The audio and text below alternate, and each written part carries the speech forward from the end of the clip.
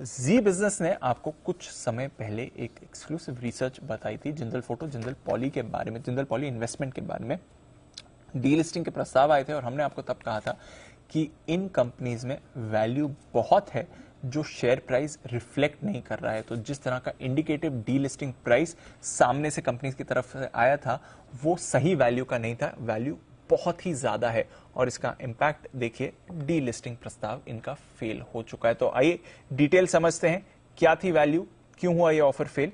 आशीष है हमारे साथ तैयार। आशीष बताइए। दीपांशु, जी बिजनेस की जो रिसर्च थी इसका असर देखने को मिल रहा है। जिंदल पॉली इन्वेस्टमेंट्स, इसका तो डीलिस्टिंग जो प्रस्ताव था वो 31 जनवरी को ही खारिज हो गया। कल जो है जिंदल फोटो की तरफ से अपडेट आया जहां पर शेयर होल्डर्स ने और सेबी के नियमों के मुताबिक अगर आप देखें तो ये जो डीलिस्टिंग प्रस्ताव है ये पारित नहीं हुआ। अब इसके पीछे का क्या लॉजिक है एक बार दोबारा आपको जो है रिवाइज करके बता देता हूं।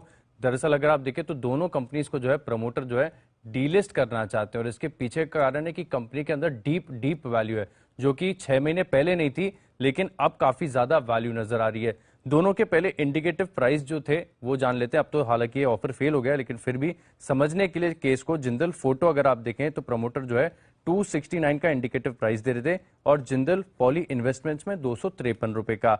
अब मामला क्या है, दरअसल अगर आप देखें तो वैल्यू ऐसे है दोनों की कंपनीज के, अगर आप देखें तो इंडिविजुअल कोई भी आय नहीं है, कोई भी मुनाफा नहीं है और आज से नहीं सालों से अगर आप देखेंगे कंपनी के फाइनेंशियल्स में तो आपको आय का आंकड़ा बिल्कुल शून्य, जीरो नजर आएगा। लेकिन खास बात यह है कि दोनों कंपनियों के पास जिंदल इंडिया पावर प्लांट में जो हिस्सेदारी है।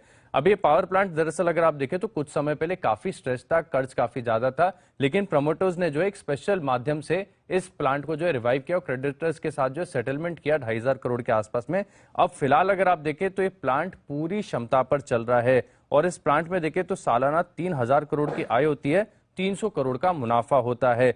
रिप्लेसमेंट वैल्यू के लिहाज से अगर आप इस प्लांट को वैल्यू करके देखेंगे जिसमें इन दोनों कंपनी हिस्सेदारी होल्ड करते हैं तो 6,600 करोड़ है। लेकिन हमने सेफर साइड जो है जितने भी कॉस्ट हैं, टैक्सेस हैं, वो हटाकर भी अगर इसकी वैल्यूएशन आंकना चाहा तो 3,500 करोड़ के आसपास आती है। अब सीधा कैलकुलेशन पर आता हूं कि इतनी डीप वैल्यू प्रति शेयर के लिहाज से क्यों है, तो जिंदल फोटो में देखें तो जो पावर प्लांट का जिक्र मैं अभी कर रहा था, जो कंपनी जो है करीब 300-350 करोड़ का जो है मुनाफा प्रतिवर्ष दर्ज कर सकती है, वहां पर 42.9% हिस्सेदारी है, यानी इसकी वैल्यू निकल कर आती है हिस्सेदारी के हिसाब से 1,501 करोड़।